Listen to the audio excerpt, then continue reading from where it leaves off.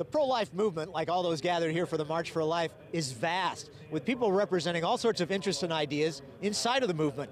And we gather here because we believe, as our founders did, that we are, all of us, born and unborn, endowed by our Creator with certain unalienable rights, and first among these rights is the right to life. Vice President Pence also introduced a special guest. This is a movement founded on love and grounded in the nobility and dignity of every human life. When we look into the eyes of a newborn child, we see the beauty and the human soul and the majesty of God's creation. We know that every life has meaning and that every life is worth protecting. The president reiterated his support for the Hyde Amendment and other pro-life legislation. I will always defend the first right in our Declaration of Independence, the right to life. Brian Fisher of Human Coalition wants to see this administration do even more to tackle abortion, like how it's escalated the fight against opioids. HHS, Health and Human Services, has just launched a 5-point plan to be able to combat the opioid addiction crisis, which unfortunately kills 115 people every day in the country. We support HHS's launching that plan.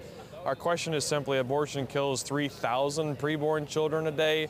Where is the 5-point plan to end the leading cause of death in America? Susanna Edwards let her outfit do the talking. She hopes people will look at her dress made of baby clothes and think of all the lives that ended before they could wear those little outfits. All of this has been worn by a real baby, and there are many babies that won't get to this point. And so the natural reaction to baby clothes, people are, the awe and all of that, but I want that kind of the care and affection to be brought to the unborn child as well as the born child. Elaine Webster wants women to avoid the pain she still feels decades later over her abortion and the counsel she got from a pro-choice doctor. She told me that it was nothing more than a little sprouted wheat seed. Her husband Barry still feels guilty about not trying to talk Elaine out of it and called out men who don't fight for their unborn babies. The fact that I didn't support my wife really led to us making that decision. Stand up. It's our purpose to support our women.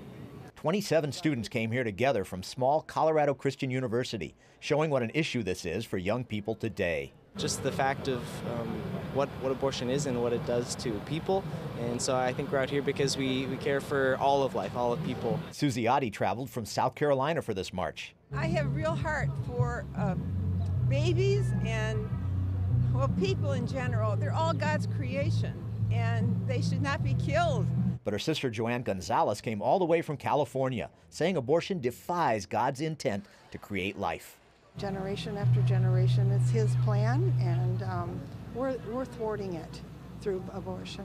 So much is on the line. Abortion is now the #1 cause of death. 42 million babies slaughtered across the world last year alone. That's 125,000 a day. That's why these people march, to end that. Paul Strand, CBN News, reporting from the March for Life.